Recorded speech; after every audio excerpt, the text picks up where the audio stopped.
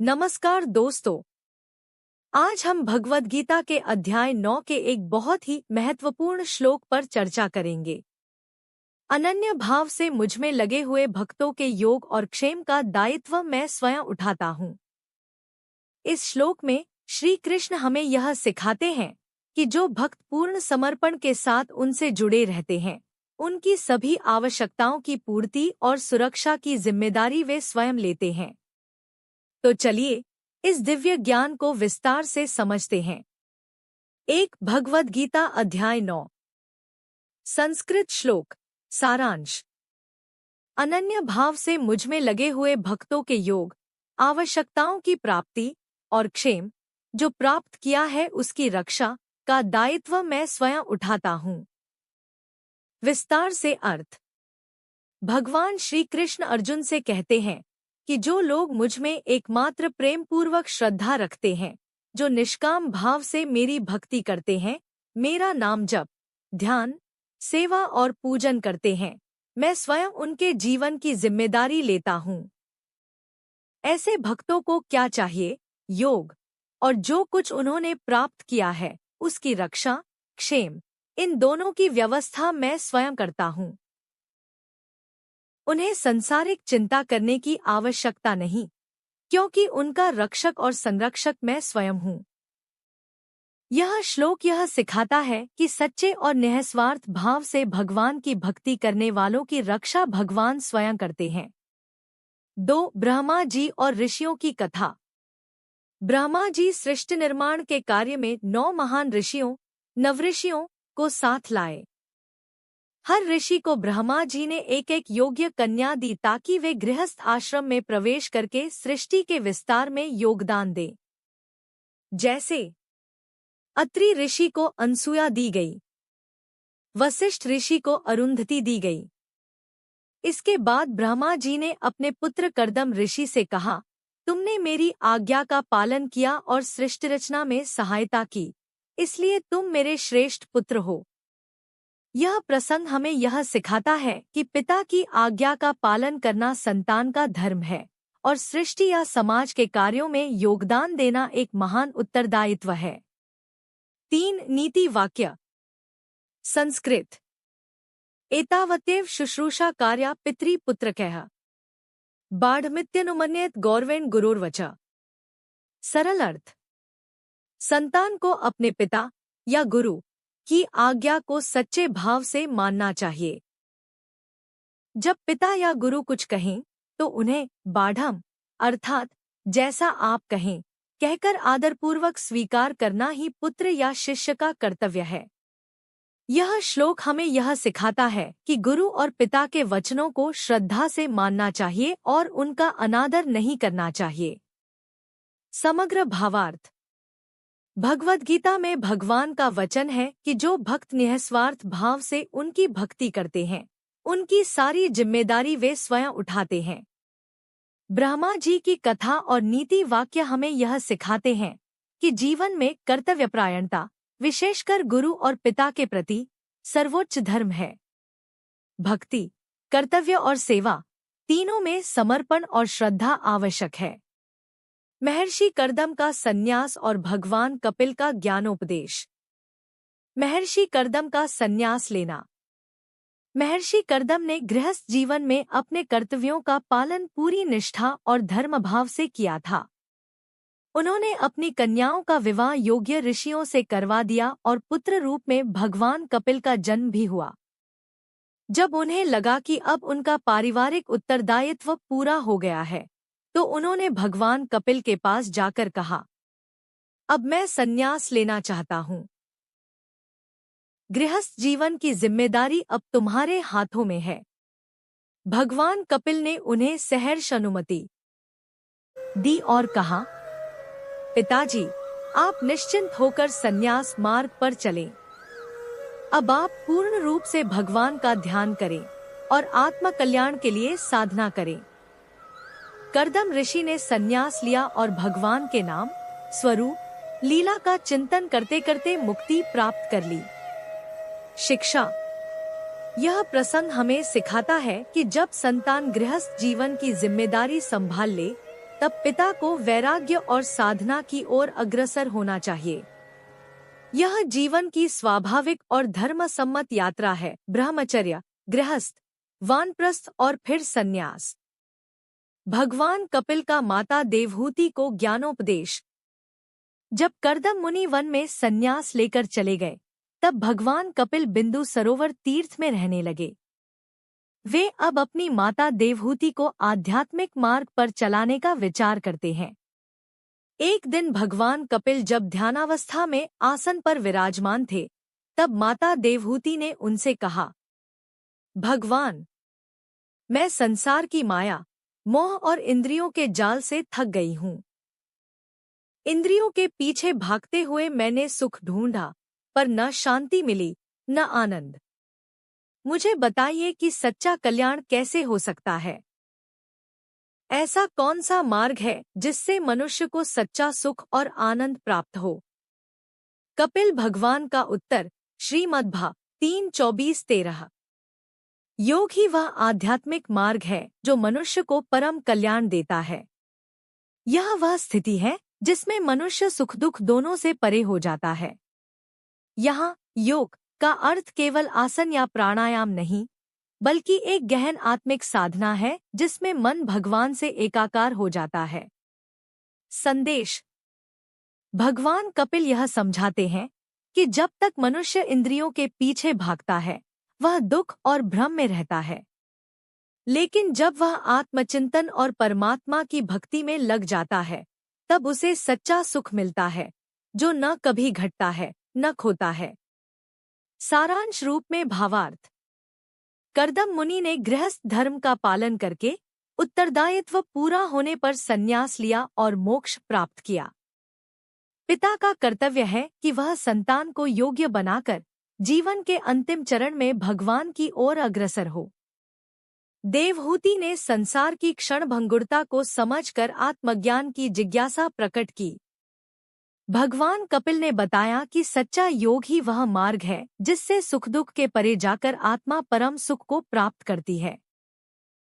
भगवान कपिल अपनी माता देवहूति से कह रहे हैं कि हे माता, मेरा यह निश्चित मत है कि अध्यात्म योग, आत्मा और परमात्मा के ज्ञान का अभ्यास ही ऐसा मार्ग है जिससे मनुष्य को न केवल संसार के दुखों से मुक्ति मिलती है, बल्कि सुख और दुख दोनों से पार जाकर शाश्वत आनंद की प्राप्ति होती है।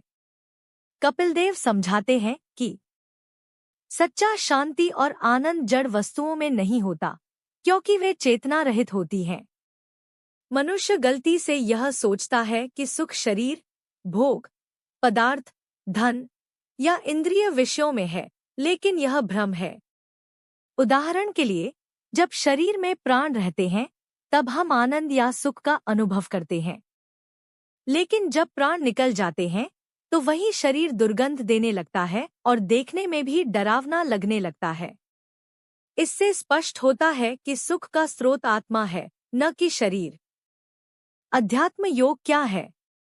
आत्मा और परमात्मा के वास्तविक स्वरूप को जानना और उस परम सत्ता से जुड़ जाना, यही अध्यात्म योग है। यह योग जब व्यक्ति करता है, तब वह सुख दुख के द्वंद्व से ऊपर उठ जाता है। उसे किसी भी परिस्थिति में भीतर से शांति और संतुलन बना रहता है। मन, बंधन और मोक्ष का कारण। भगवान कपिल कहते हैं कि मनुष्य का मन ही उसका बंधन और मोक्ष दोनों का कारण होता है। यदि मन इंद्रिय सुखों में लिप्त हो जाए, तो वह बंधन का कारण बनता है। लेकिन वही मन यदि परमात्मा में लग जाए, तो वह मोक्ष का साधन बन जाता है। श्लोक का अर्थ। मनुष्य का मन ही आत्मा के बंधन और मुक्ति का कारण है। यदि यह गुणों, विषयों में आसक्त हो जाए तो बंधन बनता है, और यदि यह परमात्मा में रत हो जाए तो मोक्ष की ओर ले जाता है। निष्कर्ष। सच्चा सुख बाहर नहीं, आत्मा में है। आत्मा का साक्षात्कार और परमात्मा से जुड़ना ही अध्यात्म योग है। मन को नियंत्रित करके उसे विषयों की ओर नहीं, बल्कि ईश्वर की ओर लगाना ही मोक्ष का मार्ग है। माता इस संसार से मुक्त होने के दो ही मार्ग हैं, एक ज्ञान मार्ग, दो भक्ति मार्ग। भगवान कपिल ने ज्ञान मार्ग का जो उपदेश किया है वह सांख्य शास्त्र है। इसके अनुसार जीव के शरीर सहित संसार के सभी पदार्थों का अस्तित्व एक चैतन्य शक्ति के कारण है। यह चैतन्य शक्ति आत्मा या दिव्य ऊर्जा है। इसके रहते ही जीव या पदार्थ का अस्तित्व रहता है और इसके निकलते ही वह जड़ हो जाता है। अध्यात्म के द्वारा आत्मा को जानकर उसकी अनुभूति की जा सकती है। जो साधक ऐसा कर लेते हैं वे शाश्वत शांति एवं आनंद का अनुभव कर मोक्ष प्राप्ति के अधिकारी हो जाते हैं। दूसरा मार्ग भक्ति का है। परमात्मा के स्वरूप का चिंतन करना, अपना कर्तव्य करते हुए प्रभु की आराधना करना, पाप कर्मों से दूर रहकर सदा जगत के प्राणियों के कल्याण में रत रहना, परमात्मा का ही स्मरण, वंदन, चिंतन, मनन करते रहना, यही भक्ति है। सच्चा भक्त वह है जो अपने परमात्मा से विभक्त नहीं है, सदा जुड़ा हुआ है, उससे एक पल के लिए भी प्रभु से अलग नहीं होता। भक्ति की ओर मनुष्य का झुकाव सत्संग से होता है। भक्ति मुक्तिदायिनी है। कपिल भगवान कहते हैं कि जो सांसारिक पदार्थों की आसक्ति को छोड़कर अनन्य भाव से मेरा ही भजन करते हैं, उन्हें मैं मृत्यु रूप संसार सागर से पार कर देता हूँ। भजन्त्यनन्याय भक्त्या तान मृत्योर्तिपारे। श्रीमद्भा 03-25-40।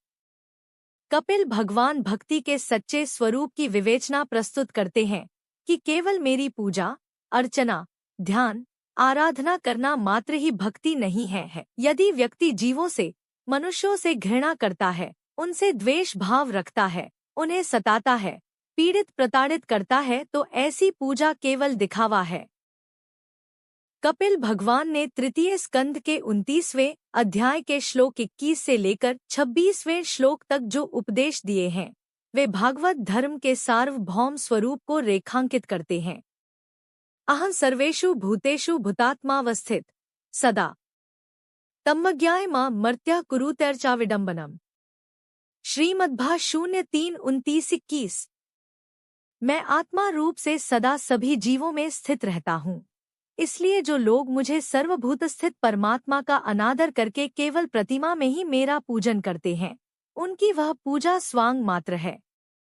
परमात्मा प्रत्येक जीव में विद्यमान है, अतः यदि मनुष्य जीवों के प्रति, मनुष्यों के प्रति प्रेम भाव, आदर भाव नहीं रखता है, उन्हें समुचित सम्मान नहीं देता है और उनका अनादर करता है, तो वह मुझे परमात्मा का ही अनादर कर रहा होता है। नररूप नारायण का तिरस्कार करके यदि कोई मेरी पूजा करता है तो वह पूजा नहीं अपितु स्वांग है। देवहूति को उपदेश करते हुए भगवान कहते हैं कि माताजी जो दूसरे जीवों का अपमान करता है, उनसे वैर करता है, वह तो मेरे से ही वैर कर रहा है। ऐसा व्यक्ति कितनी ही उत्तम सामग्री से, विधि विधान से भी मेरी मूर्ति का पूजन करे तो भी मैं उससे प्रसन्न नहीं हो सकता। जो व्यक्ति आत्मा और परमात्मा के बीच थोड़ा भी अंतर करता है, उस भेददर्शी को मैं मृत्यु रूप से महान भय उपस्थित करता हूँ।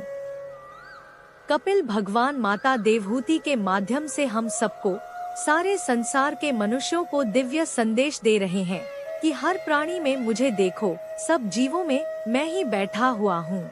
अतः हर जीव, हर व्यक्ति को मान सम्मान दो, उसकी यथायोग्य सेवा शुश्रूषा करो, सारे संसार को मेरा ही स्वरूप समझकर समदृष्टि से सबसे प्यार करो, यही मेरी सबसे बड़ी भक्ति है। सभी के हृदय में साक्षात भगवान ही बैठे हैं। इसलिए मनुष्य को चाहिए कि समस्त प्राणियों को बड़े आदर के साथ मन से प्रणाम करे।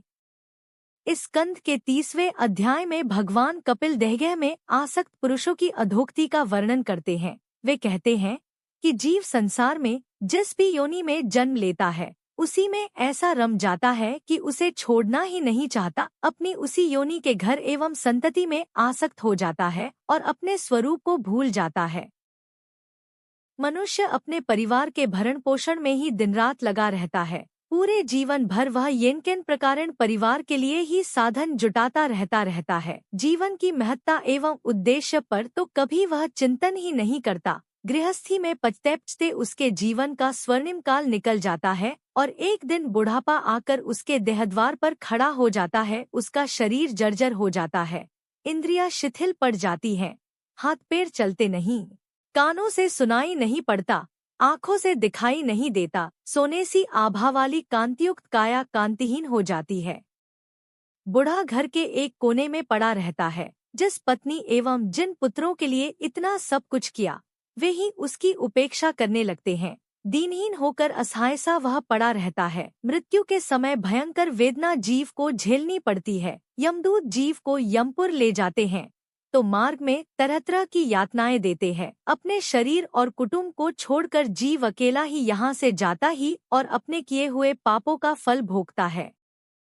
व्यक्ति के साथ केवल उसके शुभाशुभ कर्म ही जाते हैं। उसके द्वारा अर्जित भौतिक संपदा यहीं छूट जाती है। मनुष्य अपने कुटुंब के पालने में, उनके लिए सुख सुविधा ऐशो आराम के साधन जुटाने में जो अन्याय करता है, पाप करता है, उनका कुफल वह अकेले ही नरक में जाकर भोगता है। कपिल भगवान कहते हैं, माता जो पुरुष निरी पाप की कमाई से ही अपने परिवार का पालन करने में व्यस्त रहता है, वह अंधता मिश्र नरक में जाता है, जो नरकों में चरम सीमा का कष्टप्रद स्थान है। इस स्कंध के 31वें अध्याय में मनुष्य योनि को प्राप्त हुए जीव की गति का वर्णन है। कपिल भगवान कहते हैं, माता पूर्वक्रमानुसार जब जीव मनुष्य योनि में जन्म लेता है तो प्रभु प्रेरणा से वह पुरुष के वीर्य कण द्वारा स्त्री के गर्भ में प्रवेश करता है। वहाँ एक रात्रि में स्त्री के रज में मिलकर एक रूप कलल बन जाता है। 5 रात में बुद्बुद रूप हो जाता है। 10 दिन में बेर के समान कुछ कठोर हो जाता है। उसके बाद अंडे के रूप में परिणत हो जाता है।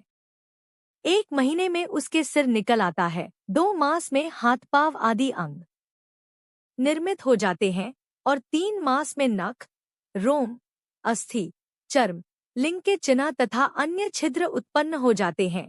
4 मास में उसमें मांसादि 7 धातुएं पैदा हो जाती हैं। 5वें महीने में भूख प्यास लगने लगती है और 6ठे मास में झिल्ली से लिपटकर दाहिनी कोख में घूमने लगता है। उस समय माता के द्वारा खाए हुए अन्नजल से उसकी सब धातुएं पुष्ट होने लगती हैं और वह कृमियादि जंतुओं के उत्पत्ति स्थान उस मलमूत्र के गड्ढे में पड़ा रहता है। वहाँ के भूखे कीड़े उसके अंग प्रत्यंग नोचते हैं।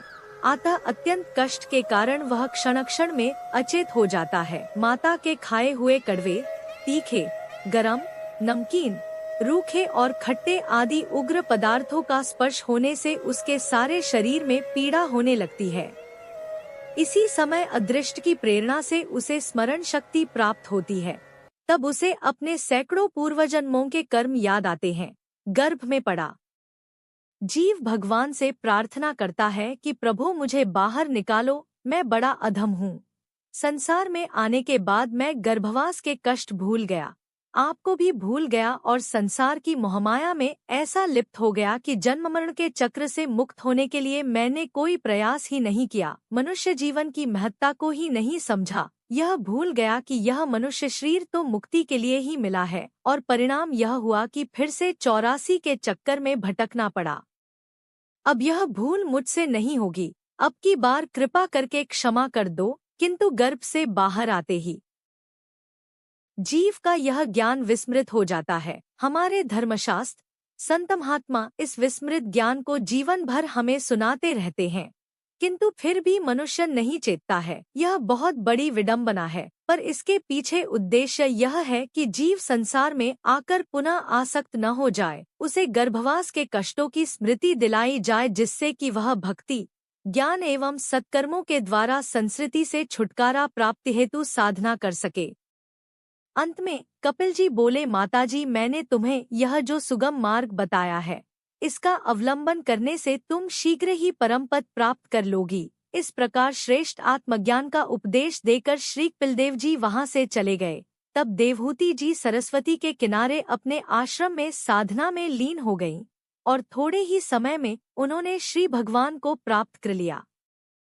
कपिल भगवान संगम तीर्थ पर आए। समुद्र ने कपिल भगवान का स्वागत किया। गंगा सागर के तीर पर कपिल मुनि का आश्रम है। गंगा सागर में स्नान करने बाद भक्तजन कपिल भगवान के दर्शन कर पूजा अर्चना करते हैं। उनके आश्रम में पहुंचने पर दर्शन करने से भक्त को आत्मज्ञान की प्राप्ति होती है। जिससे व्यक्ति संस्कृति से छुटकारा पा सकता है, मुक्ति पा सकता है। यही मनुष्य जीवन का सबसे बड़ा लाभ है। गंगा सागर पर कपिल मुनि का आश्रम होने से यह संकेत मिलता है कि जिस प्रकार गंगा जी समुद्र में जा मिलकर विश्रांति पा जाती है, इसी प्रकार मनुष्य भी आत्मज्ञान के द्वारा अपने जन्म मरण के गमनागम से मुक्त हो शांति प्राप्त कर लेता है।